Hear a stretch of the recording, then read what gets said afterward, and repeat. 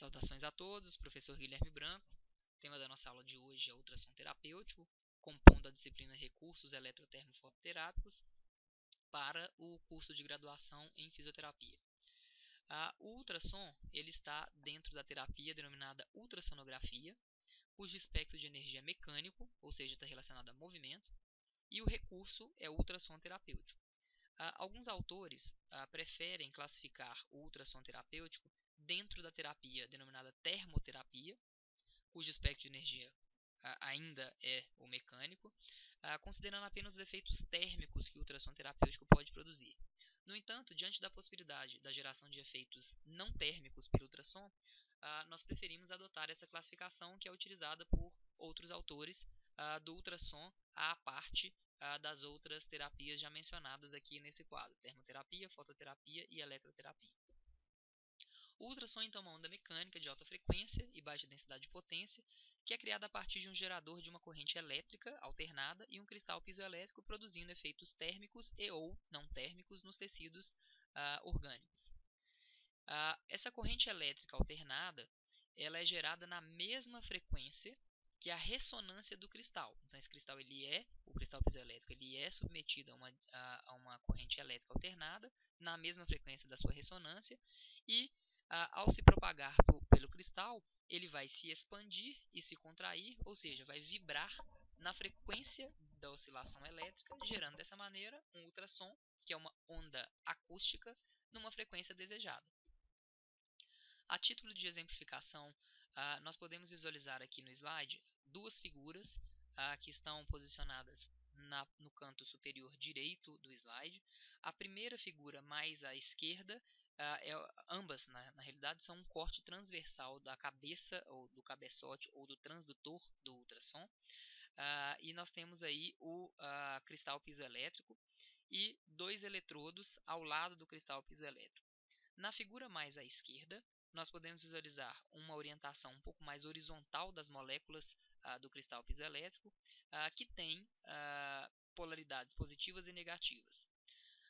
Quando esses dois eletrodos que estão delimitando o cristal piezoelétrico são submetidos a uma corrente elétrica, como pode ser visualizado aqui à direita, nós temos a geração de uma diferença de potencial, de um campo elétrico. Então, nós temos elementos positivos, cargas positivas à esquerda e cargas negativas à direita, de modo que através da repelência e da atração aí das polaridades, nós vamos ter um direcionamento das moléculas do cristal um pouco mais vertical, de modo então que dá para perceber que a largura do cristal, quando submetido quando da ausência da diferença de potencial, como está sendo visualizado aqui à nossa esquerda, ele está mais largo, e quando submetido à diferença de potencial, ele está um pouco menos largo, ou seja, vai apresentar movimentos de expansão e de contração das suas moléculas. E esses movimentos de expansão e contração, como podem ser visualizados também nessa outra ilustração desse slide, vão provocar regiões de mais alta pressão e de mais baixa pressão. Essas regiões de alta pressão são denominadas ondas de compressão e as de baixa pressão de ondas de rarefação. A transmissão dessa energia acústica, ou seja, dessa onda acústica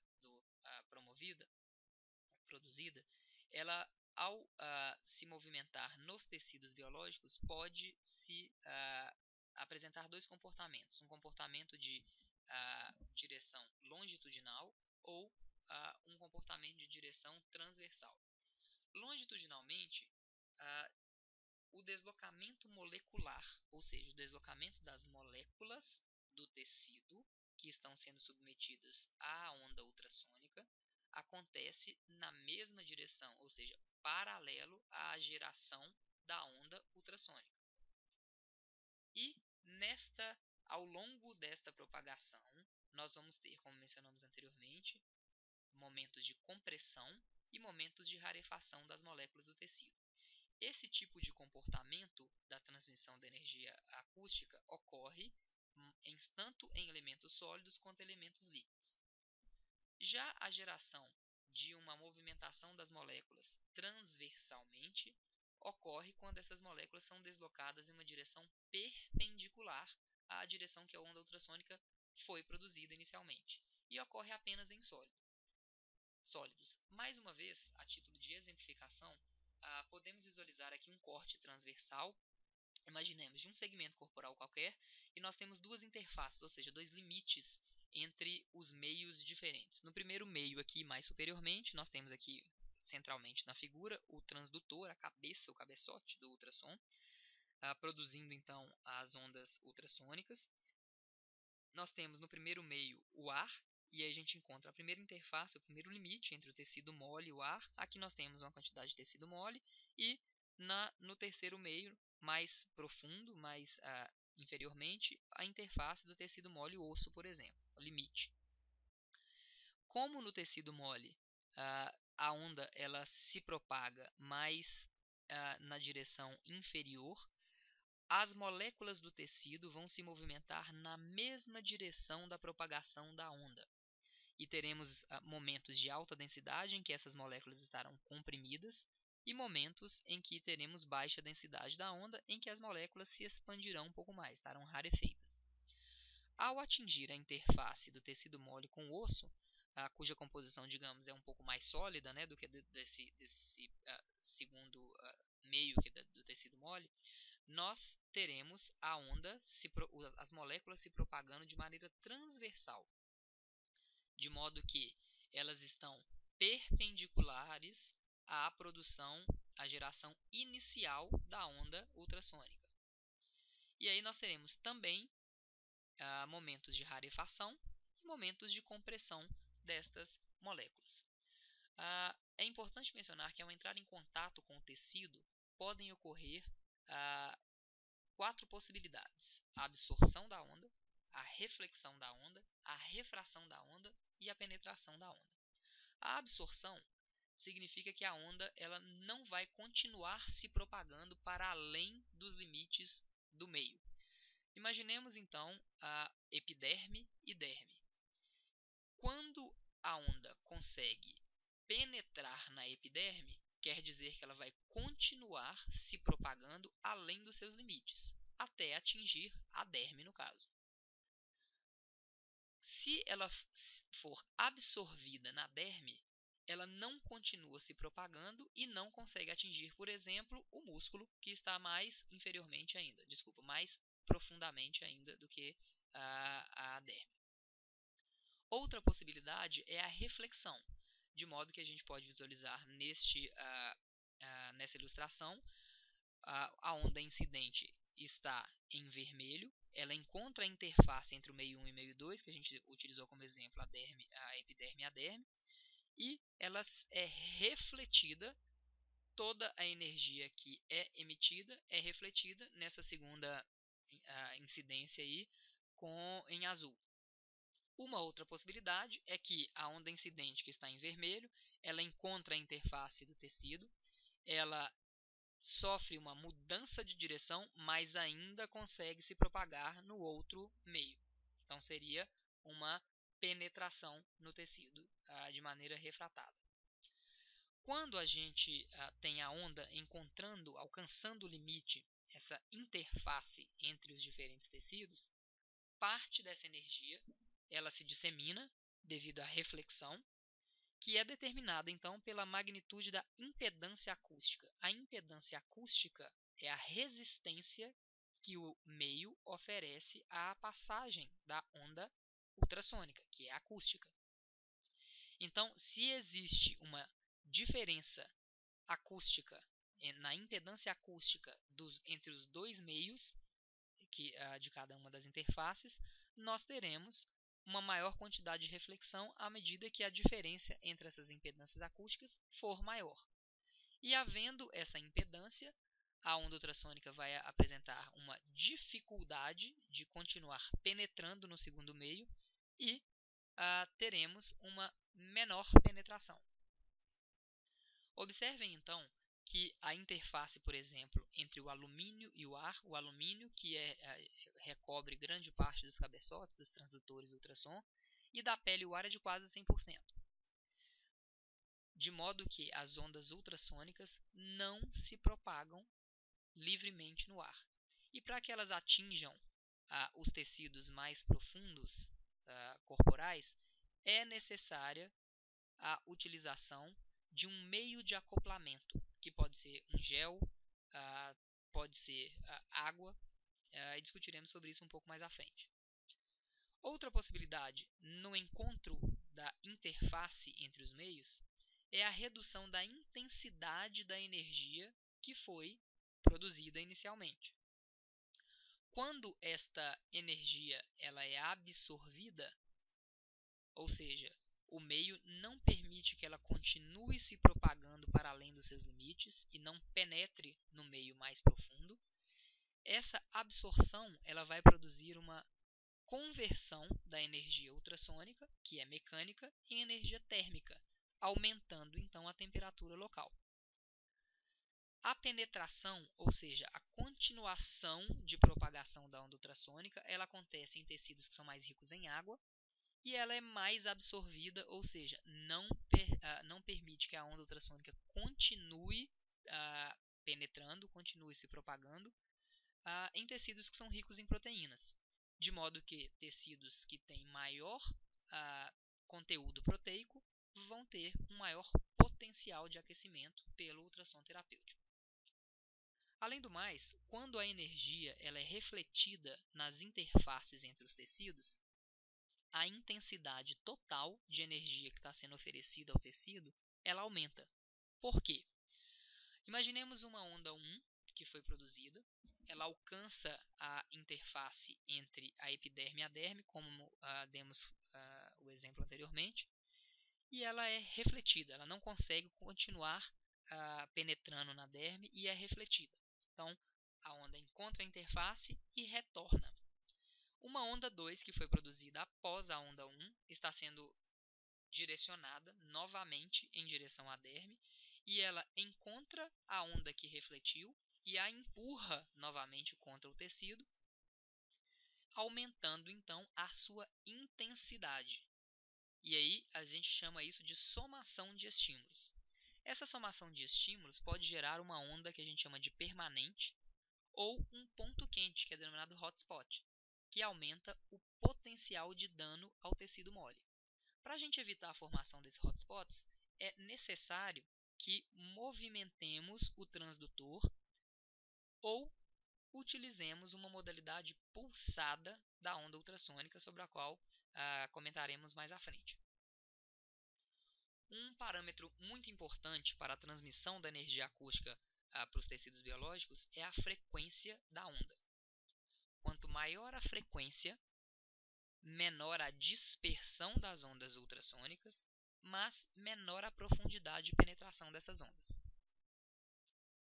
Aqui nós podemos visualizar duas frequências usuais do ultrassom terapêutico, que é de 1 MHz e de 3 MHz. Percebam que a onda ultrassônica de 1 MHz, ou seja, de menor frequência, ela tem uma penetração maior, mais profunda, atingindo as camadas ali músculo e osso, e a onda ultrassônica de 3 MHz, ou seja, de maior frequência, ela tem uma menor penetração, ficando mais ou menos ali na metade da camada muscular. Isso é apenas ilustrativo, é importante salientar. Observem que a onda ultrassônica de 1 MHz, ela dispersa um pouquinho mais, de modo que mais profundamente ela está um pouco mais larga do que mais superficialmente. Mas ela consegue penetrar mais profundamente. De modo que podemos identificar que a penetração ela é inversamente proporcional à absorção. Quanto maior a absorção, que acontece com um ultrassom de maior frequência, menor é a penetração. Observem aqui, então, que a água é um meio em que a absorção é muito pequena, ou seja, a onda consegue continuar se propagando e a penetração é maior. Já elementos com maior quantidade de proteína, o músculo esquelético, por exemplo, a absorção é bem grande e a penetração é menor. Ou seja, a onda ultrassônica não consegue se propagar tão intensamente para além dos limites do músculo esquelético. A velocidade de propagação da onda sonora também ela está diretamente relacionada com a densidade do tecido, ou seja, a densidade do meio. Em materiais mais densos tem maior velocidade e materiais menos densos menor velocidade. Por exemplo, no osso, a velocidade de transmissão é bem maior do que nos tecidos moles, em geral. E aí, em geral, a velocidade de aquecimento do ultrassom de 1 MHz a 1 watt por centímetro quadrado, com essa intensidade de 1 watt por centímetro quadrado em tecidos mole pouco vascularizados, é de cerca de 0,86 graus Celsius por minuto. A frequência ela também pode estar relacionada com a velocidade do aquecimento tecidual. 3 MHz aquecem 3 vezes mais rápidos do que 1 MHz. E aqui nós temos uma ilustração da velocidade de aquecimento então do ultrassom por minuto no músculo esquelético. Então, diferentes intensidades vão produzir também diferentes velocidades de aquecimento. E aí nós temos então, comparativamente, na intensidade de 0,5 watts por centímetro quadrado, nós temos um ultrassom de 1 MHz, ele aquece o músculo esquelético a 0,04 graus Celsius por minuto.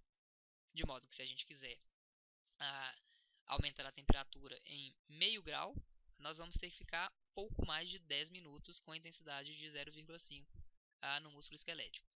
Diferentemente, um ultrassom de 3 MHz ele aquece cerca de 0,03 graus Celsius por minuto o músculo esquelético, ou seja, mais rapidamente. A velocidade de aquecimento em tendões, cuja concentração proteica é muito grande, é cerca de 3 vezes maior do que para o músculo. Então, se estivermos direcionando a nossa aplicação para tendões ou para regiões tendíneas com o objetivo de aquecimento, a gente deve considerar essas informações multiplicadas por 3. Dentro das bases físicas do ultrassom, nós temos uma informação que é bastante importante, que é a área de radiação efetiva, que é descrita pela sigla ARI, ou então como ERA, que é a sigla em inglês. A área real de tratamento, ou seja, a área real de produção das ondas eletromagnéticas do cabeçote, geralmente é menor do que a área real do cabeçote. Em aproximadamente 70 a 80% da área do cabeçote é que é capaz de produzir as ondas ultrassônicas.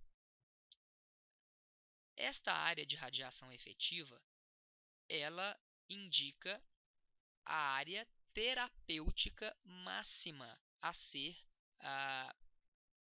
submetida a tratamento pelo cabeçote. Sugere-se que a área a receber o tratamento com ultrassom não seja superior a 2 ou 3 vezes o tamanho da ERA, que é pouco menor do que o tamanho, a circunferência do cabeçote. Para áreas corporais menores, então, seria mais indicado que nós tivéssemos realmente a utilização do ultrassom como recurso terapêutico. Já para áreas corporais maiores, caso nosso interesse seja a termoterapia, o aumento da temperatura, o uso de compressas de termoterapia superficial, se for o caso, ou de diatermias, microondas ou ultrassom para a termoterapia profunda, seriam preferíveis. E uma outra informação é que transdutores ou cabeçotes de menor diâmetro, eles têm uma divergência do feixe um pouquinho maior, ele é menos colimado. Aqui, exemplificando, quanto maior a área a ser tratada, menor a habilidade de aquecimento pelo ultrassom. Então, nós temos comparativamente aqui duas regiões corporais. Uma que é de 2 vezes o tamanho da área de radiação efetiva, ou seja, pouco menor do que a área do cabeçote, e uma que é de 6 a área de radiação efetiva, ou seja, 6 vezes o tamanho do cabeçote, né? Pouco menor do que 6 vezes o tamanho do cabeçote. Percebam que ao longo do tempo, a área com 6 áreas de radiação efetiva, ela tem um aumento da sua temperatura muito sutil. E a com 2 vezes a área de radiação efetiva, nós temos um aumento significativo da temperatura corporal.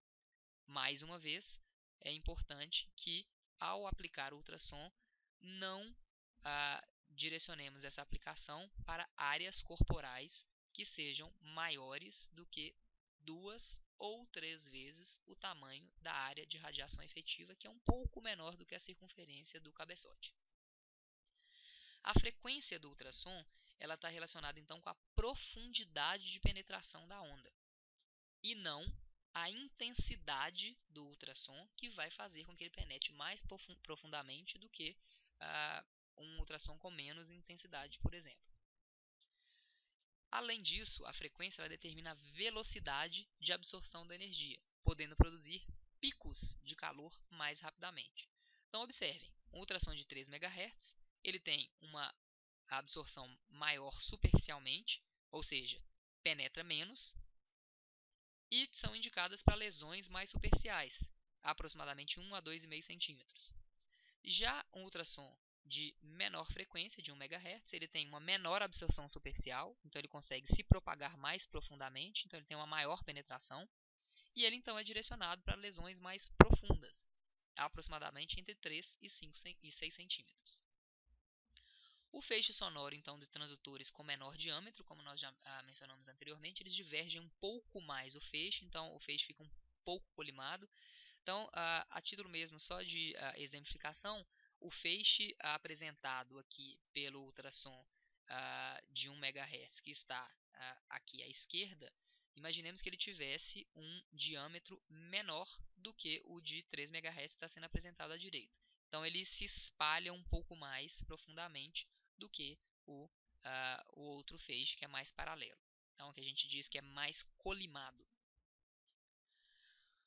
Com relação ao modo de emissão, o ultrassom pode ser emitido de maneira pulsada, de modo que a intensidade da energia que está sendo oferecida ao tecido ela é interrompida periodicamente, sem então a produção de energia no período off, assim como a gente tem para a produção de ondas elétricas.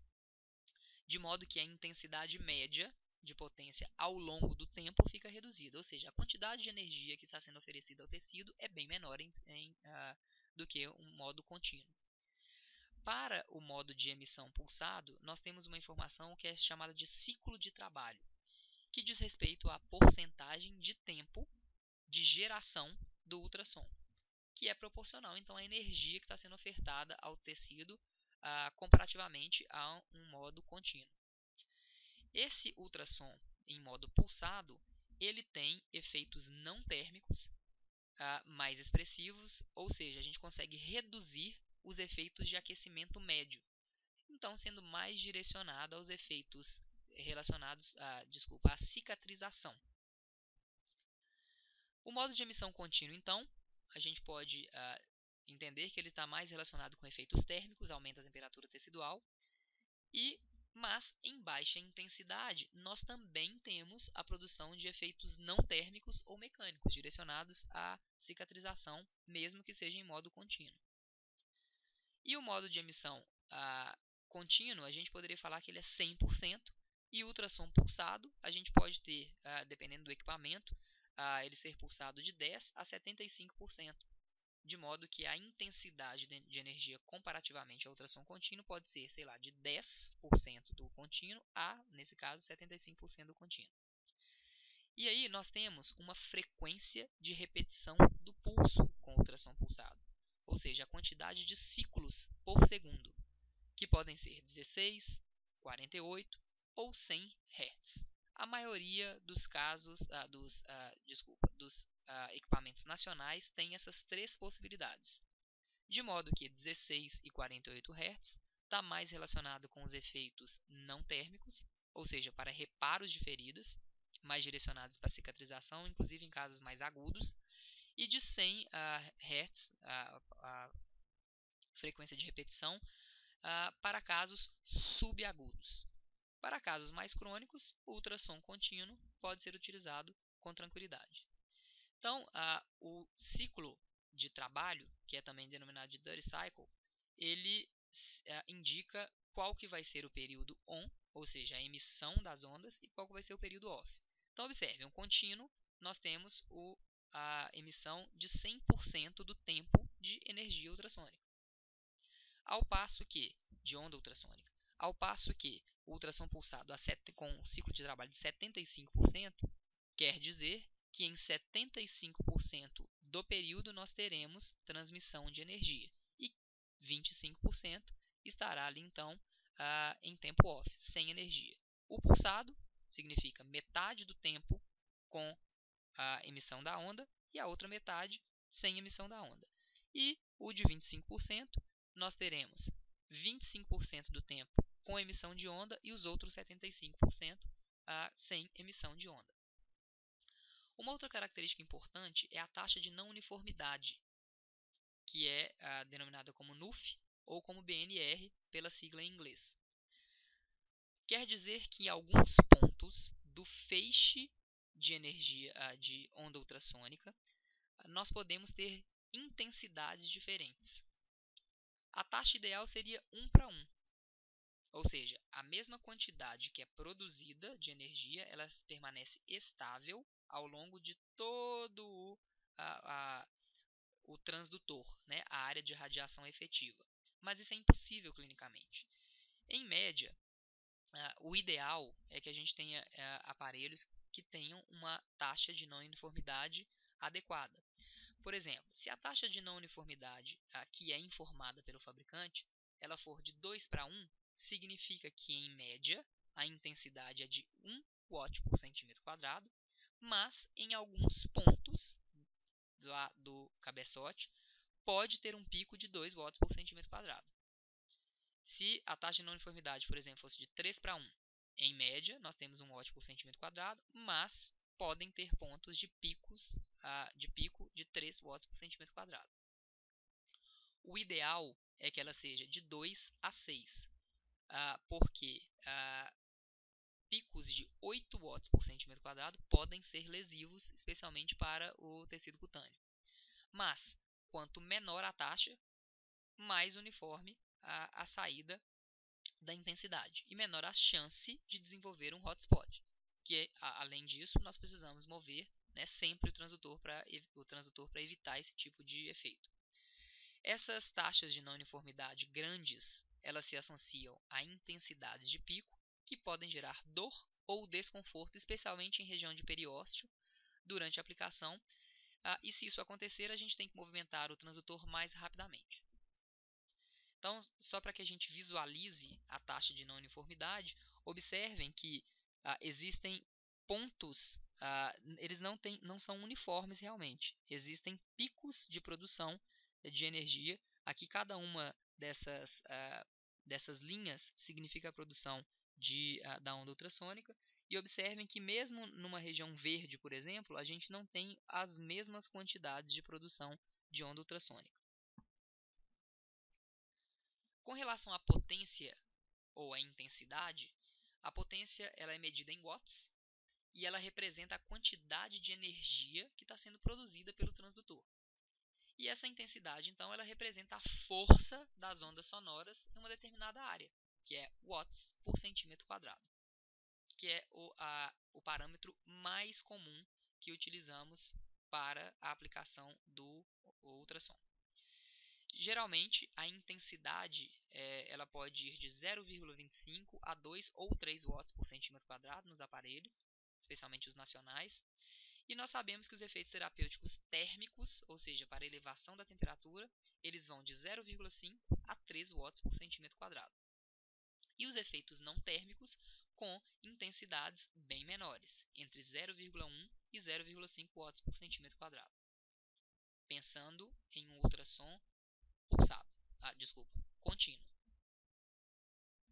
Então, os efeitos térmicos fisiológicos do ultrassom estão relacionados ao aumento da temperatura tecidual, que são aumento da extensibilidade das fibras colágenas de tendões e cápsulas articulares, por exemplo, a diminuição da rigidez articular, redução de espasmo muscular, modulação da dor, aumento do fluxo sanguíneo e auxílio à resposta inflamatória em casos crônicos, ou seja, é importante que já tenha sido superado o período de homeostasia ou agudo da inflamação. E qual seria então a vantagem do ultrassom em relação aos outros equipamentos que produzem efeitos térmicos? Os tecidos que são ricos em colágeno, como tendões, músculos, ligamentos, cápsula articular, menisco, interface muscular, raiz nervosa, periósteo, osso cortical, eles podem ser aquecidos de maneira seletiva, já que o ultrassom consegue ter uma maior absorção por tecidos ricos em proteína, que são todos esses que a gente descreveu anteriormente. E eles conseguem fazer isso sem elevar significativamente a temperatura do tecido da pele ou da gordura, coisa que pode acontecer com uma termoterapia superficial ou com a diatermia por ondas curtas ou por microondas. Além disso, os efeitos não térmicos do ultrassom, eles sempre ocorrem. E são dois, a cavitação e o microfluxo.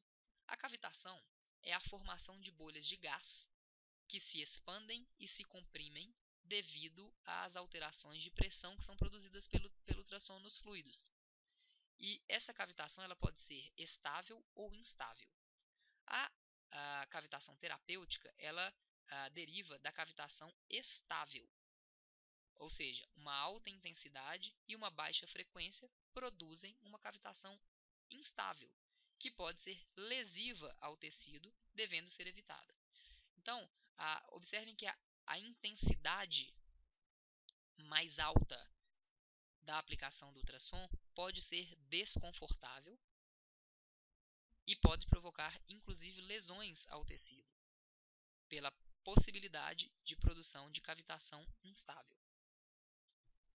Observem, então, que durante a produção da onda ultrassônica, nós temos momentos de rarefação e compressão, então podem ser formadas bolhas dentro dos tecidos, e aqui mais superiormente nós temos uma cavitação estável, de modo que as bolhas se comprimem e se expandem de maneira homogênea e com uma frequência adequada.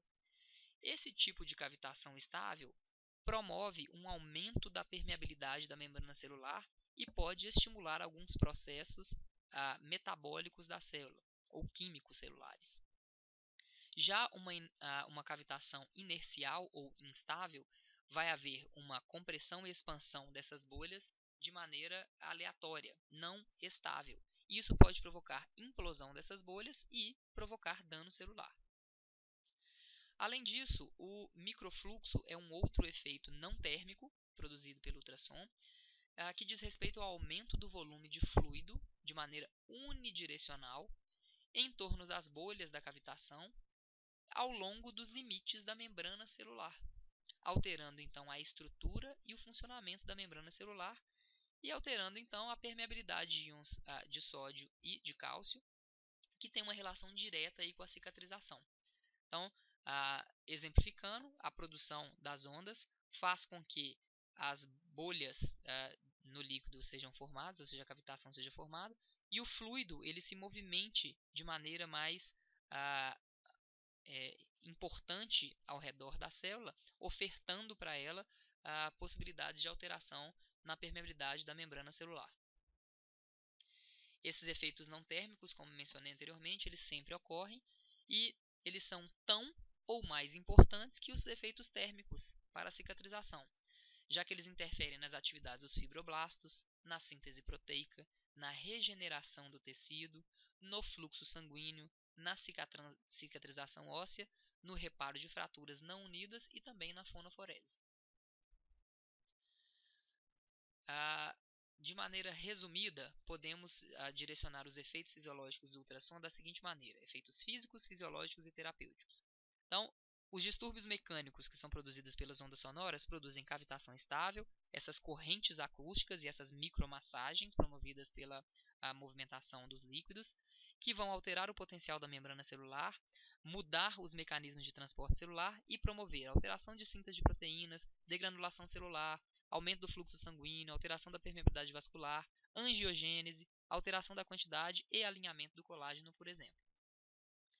Os efeitos fisiológicos do ultrassom, eles estão relacionados então às características fisiológicas, ou seja, o conteúdo proteico, às propriedades biofísicas, ou dependentes então da impedância acústica, de modo que a absorção das ondas é que vai promover os efeitos fisiológicos e, consequentemente, os efeitos terapêuticos.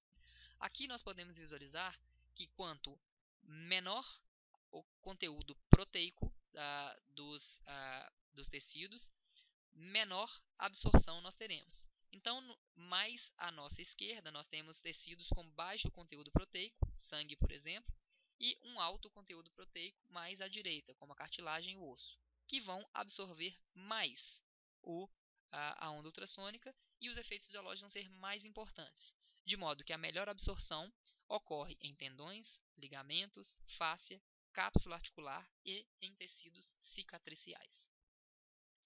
Quais são então as principais aplicações clínicas do ultrassom terapêutico? Cicatrização e reparo de tecidos moles, tecido cicatricial e contraturas articulares, alongamento do tecido conjuntivo, deve ser realizado imediatamente após a aplicação, já que o aquecimento que vai ser obtido, ele é rapidamente perdido. Então, se queremos aquecer o tecido para aumentar a sua extensibilidade e facilitar o alongamento, isso deve ser feito imediatamente após a aplicação. O alongamento deve ser feito imediatamente após a aplicação do calor promovido aí pelo ultrassom.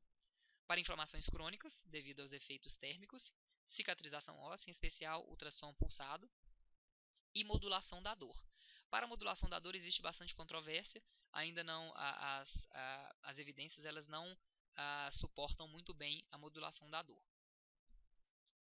Do ponto de vista prático, as diretrizes gerais para a aplicação do ultrassom terapêutico devem ser seguidas nesses itens 1 a 12.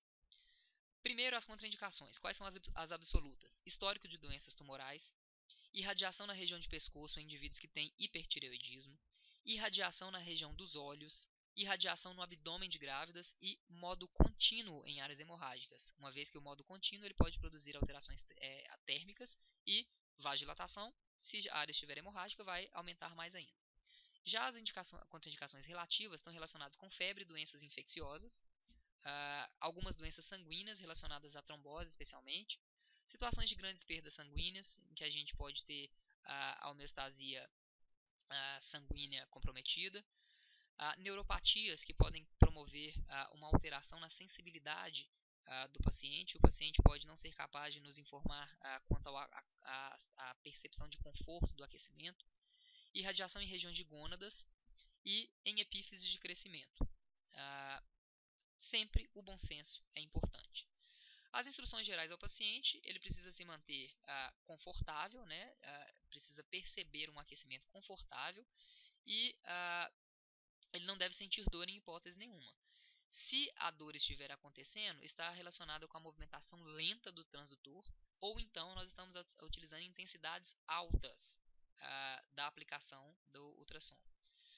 Além disso, o transdutor não pode ser percebido como quente pelo paciente. Se isso estiver acontecendo, nós estamos utilizando um meio de acoplamento inadequado ou então o cristal piezoelétrico está danificado, que produz o superaquecimento aí do tecido, do transdutor.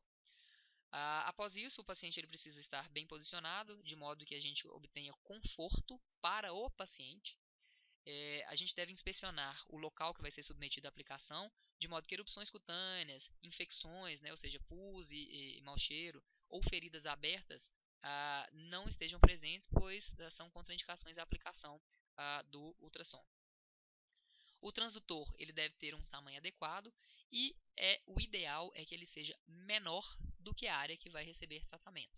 Caso contrário, a gente pode optar por meios de acoplamento que possam equalizar isso ou então trocar o transdutor. Qual é o problema do transdutor ser maior do que a área de tratamento?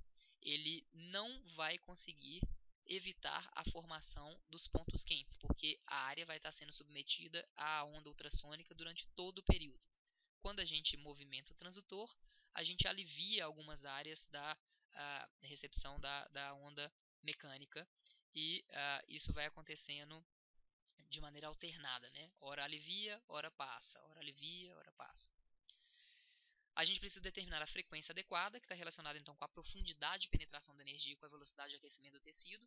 Lembrando que um pico de aquecimento pode ser obtido mais rapidamente, dependendo da frequência que foi escolhida. E quanto maior a frequência, menor a dispersão das ondas e menor a profundidade de penetração da energia nos tecidos. O tipo de emissão contínua está mais relacionado com efeitos térmicos e o pulsado ou contínuo em baixas intensidades com os efeitos não térmicos ou mecânicos, que está relacionado com a redução do aquecimento médio e mais direcionado à cicatrização. Quando a gente determina o tipo de emissão, nós temos que ter em mente qual é a aplicação clínica. Se é não térmica, se é térmica leve, que se relaciona ao aumento de cerca de 1 grau Celsius no tecido, se é térmica moderada, com cerca de 2 graus Celsius de aumento de temperatura de 2 graus Celsius no tecido, ou uma térmica vigorosa em aumento de até 4 graus Celsius no tecido. Para os efeitos não térmicos, o aumento da temperatura esperado é que seja pouquíssimo ou nenhum, e a aplicação é mais direcionada a lesões agudas, edema mais agudo, cicatrização inicial. O térmico leve está relacionado ao metabolismo e cicatrização para lesões mais subagudas, hematomas, né, e que apresentem hematomas no caso, não direcionados ao hematoma, pois não há evidências de que o ultrassom acelera a absorção de hematomas. O térmico moderado para inflamações mais crônicas, dor, sendo questionável aí, né, a possibilidade de ultrassom modular a dor, a presença de pontos gatilho, de espasmo muscular, e um térmico vigoroso para a extensibilidade do colágeno, especialmente na fase de remodelação tecidual do processo cicatricial.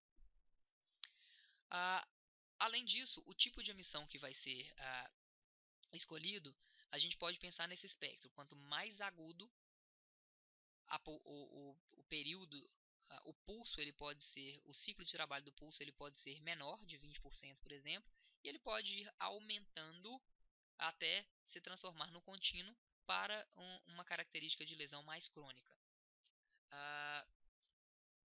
A gente precisa selecionar posteriormente o meio de acoplamento. A onda ultrassônica ela não se propaga no ar, então ela precisa desse meio de acoplamento. O ideal é água destilada. Lembrando que a reflexão do ultrassom é praticamente 100% ali, a gente precisa do meio de acoplamento. E nós podemos fazer esse acoplamento de 3 maneiras. O direto, que é diretamente sobre a pele, como demonstrado aí na figura. A gente vai usar então o gel, e é importante que a gente posicione o gel sobre o cabeçote do ultrassom, acople antes de ligar o aparelho para evitar danos ao cristal, porque se não estiver acoplado, pode refletir. Um acoplamento indireto, como por exemplo utilizando um pad ali de gel, um silicone em gel, ou então um preservativo não lubrificado com água morna dentro dele, como nessa foto aí mais inferiormente, para a aplicação em região mais irregular em termos de superfície. Tanto o pad de gel quanto o preservativo é indicado para regiões mais irregulares. Ou então para a imersão em água morna, que ela se mostra tão boa quanto condutora quanto a água destilada. Lembrando sempre a importância de movimento lento e uniforme do transdutor para reduzir a possibilidade de formação dos hotspots ou dos pontos quentes. Aqui a gente tem apenas um resumo quanto ao meio de acoplamento, de imersão. Depois a gente tem um resumo do acoplamento quanto à utilização do gel condutor. E aqui um resumo do acoplamento quanto à bolsa de água ou o preservativo com água. O tempo de aplicação ele é dependente do aumento da temperatura e não efetivamente da intensidade. A aplicação então ela é dependente do tempo, certo? Dependente então do tamanho da área que vai ser submetida à aplicação, que pode ser de 2 a 3 áreas de radiações efetivas no máximo, da intensidade, que é inversamente proporcional ao tempo. Quanto maior a intensidade, reduz o tempo de aplicação, ou seja, reduz o tempo de aquecimento do tecido. Da frequência, que vai estar relacionado com a velocidade de aquecimento e a profundidade do aquecimento, de modo que um ultrassom de maior frequência ele tem uma velocidade de aquecimento maior, mas uma profundidade de aquecimento menor, e o aumento desejado da temperatura. Não se recomenda que mais de 14 aplicações sucessivas sejam realizadas, pois podem reduzir a glóbulos brancos e vermelhos no local. Se isso for necessário, sugere-se que seja feita uma pausa de 2 semanas e depois retomada a aplicação do ultrassom, se necessário. Em geral, a velocidade de aquecimento do ultrassom de 1 MHz de intensidade, de 1 MHz de frequência a 1 watt por centímetro quadrado de intensidade em tecidos mole pouco vascularizados é de cerca de 0,86 graus Celsius por minuto. Então, Ah, para o músculo esquelético, a gente tem essa tabelinha que deve ser utilizada como direcionador para as nossas aplicações. Se a gente quiser aqueles efeitos térmicos leve, térmico moderado ou térmico intenso, ou seja, aumento de 1 grau, de 2 graus ou de 4 graus na temperatura Celsius na temperatura do tecido alvo, a gente deve se pautar pela utilização de intensidades diferentes que estão relacionadas com o conforto do paciente. Então é possível que uma intensidade de 2 watts por centímetro quadrado seja desconfortável para o paciente. Durante a aplicação, a gente reduz a intensidade, mas aumenta o tempo de aplicação, pois a gente vai ter mais necessidade de aplicar por um período maior para provocar os efeitos terapêuticos mais relacionados com o aumento da temperatura. E a velocidade de aquecimento nos tendões é de cerca de 3 vezes maior que para o músculo. Além disso, a transferência do ultrassom pelos tecidos está relacionada ao calor absorvido, que vai depender da frequência, de 1 a 3 Hz, mais profundo ou mais superficial, da intensidade, que vai de 0,2 a 2 ou 3 watts por centímetro quadrado, que está relacionado com o conforto do paciente, o tempo de aplicação, quanto maior o tempo, maior o calor, a constituição dos tecidos, quanto mais quantidade de proteína, colágeno, maior a absorção, e a área de aplicação, que é ideal entre 2 a 3 áreas de radiação efetiva. Em relação à frequência do tratamento, condições mais agudas devem ser utilizadas com uma frequência maior e por períodos mais curtos de tempo. Iniciar dentro de 48 horas ou após a lesão para maximizar os efeitos da cicatrização. E, como a gente já comentou, a respeito das 14 aplicações, evitar. E em caso de 2 ou 3 aplicações sem nenhum efeito, a gente deve reavaliar os parâmetros ou abandonar o recurso pensando em outras possibilidades. A duração do tratamento também é dependente, então, da área a ser submetida, né, de 2 a 3 horas, da intensidade, da frequência e do aumento desejado da temperatura, como nós já mencionamos. Para a manutenção do contato entre a pele do transdutor, a gente não deve aplicar pressão excessiva, pois a gente pode reduzir a transmissão da onda, danificar o cristal e provocar um desconforto ao paciente. Então, a gente deve aplicar uma pressão firme e constante. E a face do transdutor deve estar paralela à pele, já que maior do que 15 graus de inclinação pode aumentar um percentual bem específico, né, bem importante aí de reflexão e refração das ondas, e o efeito terapêutico pode ser bastante reduzido. A gente deve movimentar o transdutor a cerca de 4 centímetros por segundo, ou seja, não é nada nem muito lento, nem muito rápido. E as aplicações estacionárias, elas são realizadas em raríssimos casos, especialmente para o estímulo à consolidação de fraturas. Uma taxa de radiação efetiva alta ou a área de tratamento menor, uma taxa de não uniformidade alta e uma área de tratamento menor do que 2 áreas de radiação efetiva, deve fazer com que a gente movimente o transdutor mais rápido para evitar a formação de pontos quentes. E a gente deve fazer o acoplamento antes de ligar o aparelho para evitar danos ao cristal. A movimentação do transdutor pode ser feita em círculos que se sobrepõem, em oitos que se sobrepõem ou em feixes transversos que se sobrepõem. A gente deve então ajustar a intensidade para a percepção do calor, de modo que o paciente seja relacionado com o conforto do paciente, e isso lembrar que não determina a profundidade de penetração da energia, e simplesmente a velocidade do aquecimento, por exemplo. O paciente ele pode ter uma sensação de calor profundo inicialmente e reduzir a intensidade lentamente até a percepção de um calor suave. E ele precisa ter cognição e sensibilidade preservadas para te dar um feedback térmico, né? No caso para o terapeuta. E caso o calor não seja percebido, a gente deve reduzir a velocidade de movimentação do transdutor ou aumentar a intensidade da aplicação. Os efeitos térmicos, eles podem ter, a maioria deles acontecem quando os tecidos têm a sua temperatura elevada para cerca de 40 a 45 graus por no mínimo 5 minutos. Esse aumento da temperatura tecidual em 1 grau Celsius acelera o metabolismo do processo de cicatrização, como nós já vimos, ou seja, os efeitos térmicos leves. E aumentos de 2 a 3 graus diminuem a dor e o espasmo muscular para efeitos térmicos moderados. E aumentos de 4 graus ou mais aumenta a extensibilidade do colágeno e diminui a rigidez articular para efeitos térmicos intensos.